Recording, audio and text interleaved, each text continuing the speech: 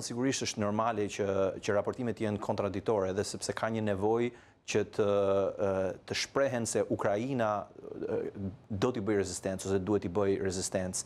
Kjo është jetike për Europën sepse do të hapte një kuti Pandore, pra precedent që mund të cënonte sovranitetin e vendeve të tjera të Europës në të ardhmen.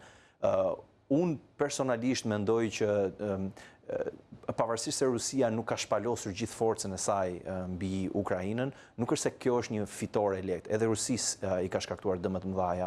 Mjafton këtu të kujtojmë për shembull kufizimet e forta ekonomike, një rritje në inflacionit diku tek 30% tashmë, rënien e arkës së luftës të Rusisë, sanksionet të vazhdueshme që po e dëmtojnë ekonomikisht, detyrimin që të shkojë drejt Kinës dhe rritjen e eksporteve në kosto të eksporteve kineze ndaj Rusisë, nëse në pothuajse në disa raste dyfishimin e vlerës së tyre nga më përpara.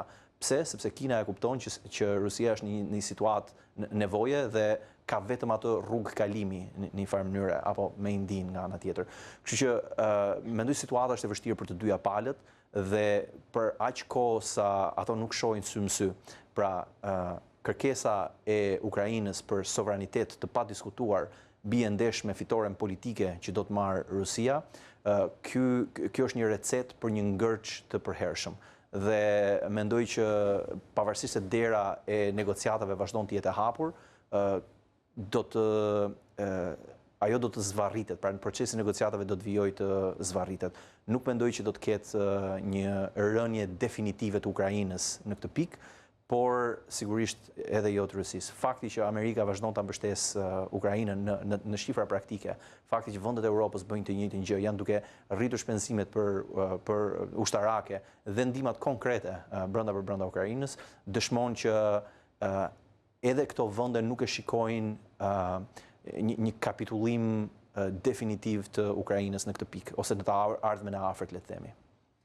Zoti Vojka, dhe për të ndryshuar pak temën e konfliktit, kalojmë pak në kontinentin amerikan, aty ku tensionet janë gjithnjë më rritje mes Venezuelës dhe Shtetet Bashkuara të Amerikës. Duket kjo një largim i shpejt i Maduros, duke pasur parasysh një dislokim shumë të madh forcash amerikane në Karaibe dhe përreth e Venezuelës. Nuk mund të themi shpejt apo i ngadalë, po mund të themi i sigurt. Pra, besoj që Maduro do të largohet nga pushteti. Dislokimi i forcave, nuk mendoj që u bë për Maduron, sepse nuk ka nevojë Shtetet e Bashkuara të Amerikës të çojnë një flotë të tërë detare të përballet me Venezuelën, duke pasur parasysh dhe fuqinë ushtarake Venezuelës. Besoj që dislokimi i flotës detare dhe i forcave të mëdha të Shtetet e Bashkuara të Amerikës në Karaibe, pra afër Venezuelës, u bë sepse presidenti Trump kërkonte të ndalonte ndonjë ndërhyrje apo ndonjë mendim nga ana e Rusisë apo nga ana e Kinës për të ndihmuar Maduron, pra për të ndihmuar aleatin e tyre.